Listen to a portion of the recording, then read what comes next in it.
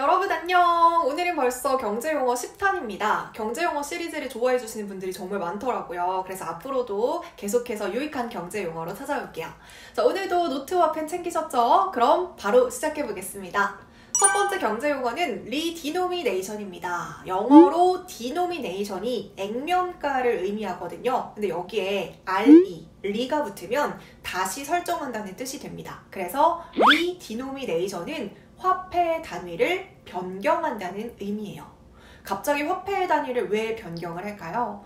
자, 우리나라는 보통 1달러당 1000원 단위잖아요. 우리는 1000원의 이 단위가 굉장히 익숙하지만 다른 나라를 살펴보면 이렇게 한 자리부터 시작해서 많아야 3자리예요. 우리나라만 1000원 단위로 4자리로 단위가 굉장히 높은 편에 속합니다.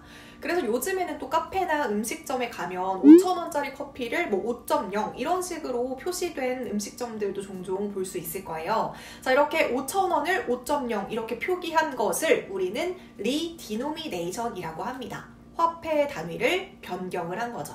자, 이때 중요한 것은 금액의 가치 변동은 없이 그냥 화폐 단위만 바뀐 겁니다. 그럼 우리가 굳이 왜 이렇게 화폐 단위를 변경을 해야 될까요? 자, 경제 규모가 점점 커지면서 인플레이션이 발생을 하잖아요. 그러면 계속해서 숫자의 단위, 그 자릿수가 늘어나게 됩니다. 이거는 조금 극단적인 예시이긴 하지만 베네수엘라가 이제 빵 하나를 사 먹기 위해서 돈을 술에 가득 실어서 가는 걸 보면 좀 이해가 되시나요? 그래서 리디노미네이션은 화폐의 가치가 과도하게 하락할 때 이 가치를 유지해주는 결정적인 역할을 하기도 하고요. 또 우리가 자릿수가 계속해서 늘어나면 개선의 불편함도 있기 때문에 이 리디노미네이션을 하게 됩니다. 그래서 우리가 다시 생각해보면 만약에 리디노미네이션을 하게 되면 계산의 편의성도 높아지고 화폐의 가치도 유지가 되는 거죠. 근데 또 이 리디노미네이션의 단점도 있어요. 그게 뭐냐면 화폐 단위가 낮아졌잖아요. 그래서 이 낮아졌다는 착각 때문에 상대적으로 싸다고 생각을 하는 거예요. 이 화폐 가치는 그대로인데 그냥 가격 자체가 낮아졌다고 우리가 착각을 해서 소비가 늘어나면 물가가 상승할 수도 있다고 합니다. 자, 그럼 여기까지 리디노미네이션 기억해 주시고요. 자, 지금부터는 부동산 대출과 관련한 용어들을 알려드릴 텐데요. 우리가 주택을 구매할 때 대출을 받잖아요. 근데 금융회사에서는 이 주택자금에 필요한 돈을 100% 모두 다 대출을 해주지 않습니다. 주택의 가격과 상환 능력에 따라서 대출 금액을 제한을 하는데요. 어떤 기준들이 있는지 먼저 두 번째 경제 용어를 통해서 알아보도록 하겠습니다. 자, 두 번째 경제 용어는 바로 LTV입니다. 이 LTV는 부동산 관련 기사나 정책 기사에서 정말 자주 등장하는 용어입니다. 그래서 아마 여러분들이 LTV는 한 번쯤은 들어보셨을 것 같은데요. 이 LTV가 뭐냐면 주택을 담보로 대출을 받을 때 내가 담보로 한 주택 가격 대비 최대로 인정받을 수 있는 대출금의 비율을 의미합니다. 자, 이렇게만 들었을 때 무슨 말인지 모르겠죠. 제가 쉽게 한마디로 설명해서 내가 5억짜리 집을 담보로 잡고 대출을 받을 건데 얼마까지 대출이 가능하냐 이 뜻입니다. 방금 말씀드렸다시피 내가 5억짜리 집을 담보 잡아서 대출을 받으려고 하는데 LTV가 70%예요. 그러면 나는 5억의 70%니까 3억 5천을 대출 받을 수 있다는 의미입니다. 이해되시죠? 자, 그런데 이 LTV 비율은 고정이 되어 있지 않고 매년 정책에 따라서 이 비율이 변경되기 때문에 여러분들이 대출을 받았을 때 이 LTV의 비율이 얼마나 되는지 꼼꼼하게 체크해 주시는 거 잊지 말아주세요. 자, 이어서 세 번째 경제 용어는 상환 능력을 기준으로 하는 DTI입니다. 총부채 상환 비율이라고도 하는데요. 나의 소득을 기준으로 내가 가지고 있는 대출의 규모를 결정하는 겁니다. 자, 이것도 쉽게 말해서 너 1년에 얼마 벌어? 1년 소득 중에서 얼마나 대출의 원금과 이자를 갚을 수 있는 건데 너의 소득에 따라서 부채 한도를 설정해서 능력에 맞게 대출을 해줄게. 이 뜻을 의미하는 게 바로 DTI입니다. 이때 주택담보대출은 원금이랑 이자 상환액을 포함하고요. 나머지 나의 신용대출이라던가 학자금 대출 이런 다른 대출들은 이자 상환액만 포함해서 계산을 하게 됩니다. 자, 다시 한번 정리해 드릴게요. 주택담보대출은 원금이랑 이자 상환액, 나머지 다른 대출들은 이자 상환액만 포함이 된다고 했어요. 이거 기억해 주세요. 자, 그런데 이어서 네 번째로 등장하는 용어가 바로 DSR인데요. 이 용어가 앞선 DTI와 굉장히 비슷한데 이 DSR이 DTI보다 조금 더 강력한 규제입니다. 자, 왜냐?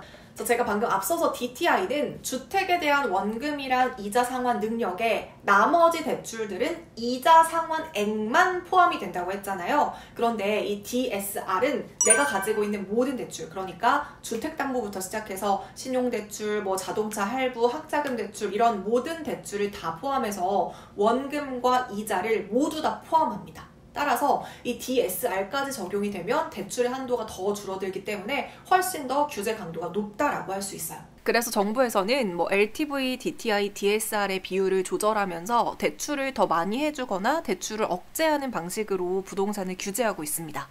자, 이제 경제 뉴스에서 LTV, DTI, DSR 이런 기사가 나와도 이제는 쉽게 구분하실 수 있으시겠죠?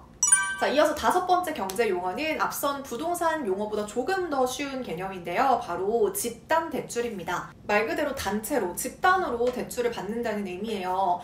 주택담보대출 가운데서 신규 분양이라던가 재건축, 재개발 아파트 입주 이런 일정 자격 요건을 갖춘 차주 집단을 대상으로 어떤 개별적인 심사 없이 일괄적으로 승인하는 방식으로 실행되는 대출을 바로 집단 대출이라고 합니다. 이 집단 대출 같은 경우에는 은행 입장에서는 아파트 분양업자랑 협약을 체결할 경우에는 그냥 한꺼번에 입주자 전체를 고객으로 확보할 수 있다라는 장점이 있고요. 또 대출을 받는 사람들의 입장에서도 개별적으로 대출 심사를 받는 이런 번거로움을 피할 수 있을 뿐만이 아니라 저금리 혜택도 받고 함께 또 중도상환 수수료나 설정 비용 이런 부담이 좀 작다는 장점이 있어서 집단 대출도 종종 활용이 되고 있습니다. 자, 이어서 6번째 경제 용어는 블록딜입니다. 주식에서 종종 등장하는 용어인데요. 지금 이 기사 제목을 보면서 한번 우리가 유추를 해볼게요. 두산밥켓, 블록딜 여파로 9% 넘게 급락했다는 기사고요. 또 두산에너빌리티도 최대 주주가 블록딜을 하는 바람에 6%대 급락을 했다고 합니다.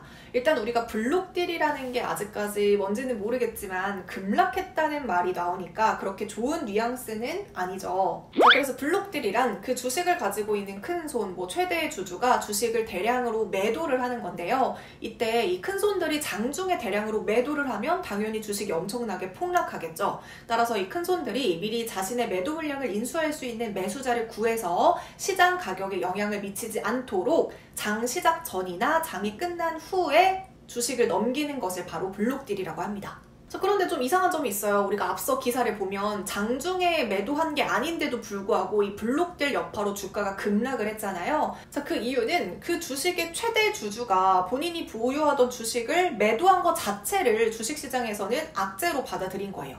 이 주식이 좋다면 계속해서 보유를 할 텐데 굳이 매도를 했다는 것은 시장에서는 뭔가 악재라고 판단을 하기 때문에 이 블록딜 이슈가 나오면 주식이 하락하는 경향이 있습니다. 자, 이어서 7번째 경제 용어는 예대 마진입니다. 최근에 금리가 굉장히 많이 올랐잖아요. 그러면서 은행들이 이렇게 예대 마진 확대 속에 은행 성과급 잔치라는 뉴스들을 아마 종종 보신 적이 있을 거예요. 은행의 주 수입원은 바로 예대 마진이기 때문입니다. 자, 예대 마진이란 대출 금리랑 예금 금리의 차이에서 오는 마진인데요. 예를 들어서 대출 금리가 10%고 예금 금리가 4%면 6%의 마진이 남고 이게 바로 은행의 수익입니다. 그래서 은행들은 이 마진을 높이기 위해서 예금 금리는 낮추고 대출 금리는 높이는 이런 꼼수를 부리기도 하죠. 자, 그래서 예대 마진은 여러분들 어렵지 않게 기억하실 수 있죠? 자, 이어서 8번째 경제 용어로 넘어가 보도록 하겠습니다. 8번째 용어는 경제보다는 좀 정치 기사에서 종종 등장하는 용어인데요. 바로 죄수의 딜레마입니다. 이 죄수의 딜레마가 마치 소설의 제목 같기도 한데요. 이런 식으로 정치적인 기사에서 활용이 됩니다. 자, 죄수의 딜레마란 두 사람이 있을 때 이 둘이 협력적이면 이 두 사람 모두에게 최선이거든요. 근데 각자 자신의 이익에 치중한 선택으로 인해서 오히려 이 두 사람 모두에게 바람직하지 않은 결과를 가져오는 상황을 바로 죄수의 딜레마라고도 합니다. 그래서 우리가 공범인 용의자들의 자백을 이끌어낼 때 각각의 용의자에게 당신이 범행을 인정하지 않으면 너가 다 뒤집어 쓸 거야 이런 식으로 각자에게 얘기를 해요. 그러면 이 두 용의자가 사전에 우리 범인을 꼭 부인하기로 약속하자 했어도 누군가는 범행을 불게 됩니다. 자, 이때도 죄수의 딜레마라는 표현을 사용하게 되는 거죠. 이해되시죠? 네, 이렇게 오늘도 8개의 경제 용어를 알아봤는데요. 문제까지 풀어보도록 하겠습니다. 첫 번째 문제입니다. 내가 담보로 한 주택 가격 대비 최대로 인정받을 수 있는 대출금의 비율을 뭐라고 할까요? 두 번째 문제입니다. 블록딜이란 무엇을 의미할까요? 세 번째 문제입니다. 은행의 주 수입원으로 대출금리와 예금금리의 차이를 말하는 용어는 무엇일까요? 네 번째 문제입니다. 화폐의 단위를 변경하는 것을 뭐라고 할까요? 네, 잘 풀어보셨나요? 벌써 경제 용어 10탄까지 왔는데요. 또 다음에도 재미있는 용어로 11탄으로 돌아오도록 하겠습니다. 그때까지 1탄부터 10탄까지 복습하는 거 잊지 말아주시고요. 오늘 영상도 도움이 되셨다면 구독, 좋아요 버튼 꼭 눌러주세요. 안녕!